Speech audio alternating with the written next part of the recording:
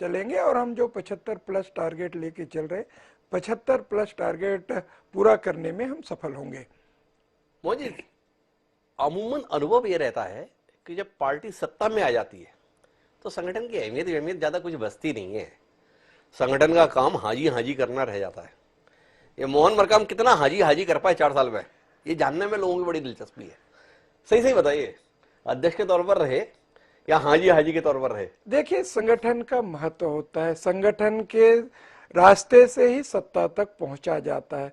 हम संगठन का महत्व समझते हैं, हमने संगठन को संगठन की नजरिए से हमने स्थापित किया। हम हाजी वाली कहीं बात नहीं होती। संगठन का जो भी दायित्व होता है, जो भी जिम्मेदारियां होती है, उस जिम्मेदारियों को हम बखूबी निभाया और हमने अपने दायित्वों को बखूबी जानते हैं।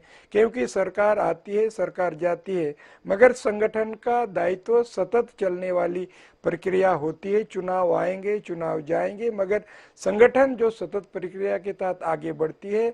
आने वाले चुनाव में हम कैसे तैयार रहें, हमारे कार्यकर्ताओं को कैसे तैयार रखें, उसके लिए हम लोग सतत काम करते हैं। मगर हमारे मन में, संगठन के पदाधिकारियों मन में सत्ता का कोई गुरूर नहीं होता। हमको तो काम करने की जिम्मेदारी होती है। और आदरणीय सोनिया गांधी जी, आदरणीय राहुल गांधी जी ने मुझे एक बड़ी जिम्मेदारी दी थी, संगठन की बागडोर सौंपी थी।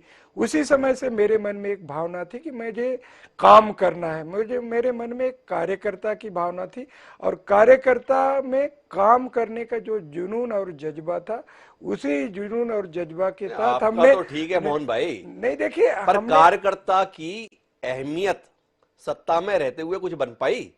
लोगों को अमूमन शिकायत रहती है, भाई पार्टी तो सत्ता में आ गई, कुछ लोग मंत्री बन गए, कई लोग विधायक बन गए, कार्यकर्ता को क्या मिला? नहीं, तो देखिए, आपसे सवाल यह है कि क्या आपके अध्यक्ष बनने से कार्यकर्ताओं की सत्ता के प्रतिष्ठान में कोई अहमियत है, कोई पूछ परख है, या कार्यकर्ता को लग रहा है यार हमें क्या मिला, पार्टी सत्ता में आ गई ये तो ठीक है, हमारा क्या हुआ? नहीं, देखिए, हम 15 साल विपक्ष में रहे हैं। जब सरकार में आई तो कार्यकर्ताओं की बात भी सुनी जाती है, कार्यकर्ताओं को सम्मान मिलता है।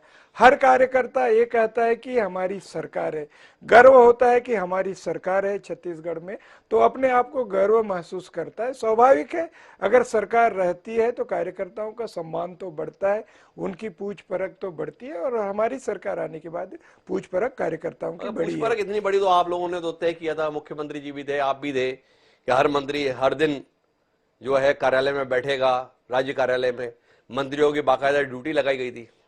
याद नहीं आ रहा अब कब आखिरी बार कोई मंत्री कार्यालय में बैठकर कार्यकर्ताओं से मिल रहा है?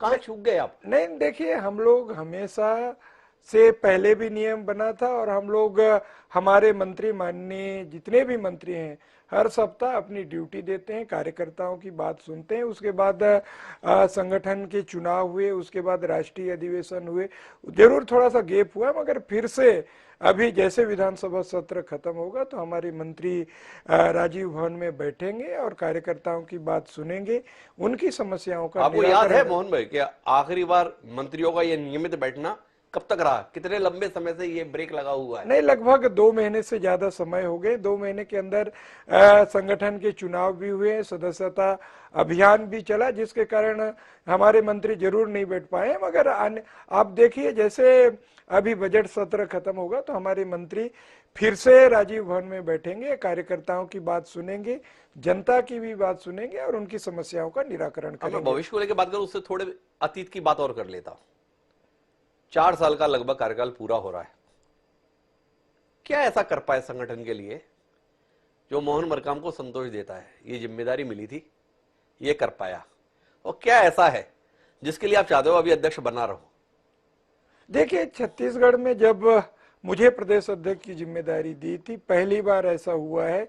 पहले मात्र 6 लाख सदस्य हुआ करते थे, अभी लगभग हम, मेरे प्रदेश अध्यक्ष बनने के बाद 19.5 लाख हमने सदस्यता अभियान चलाया।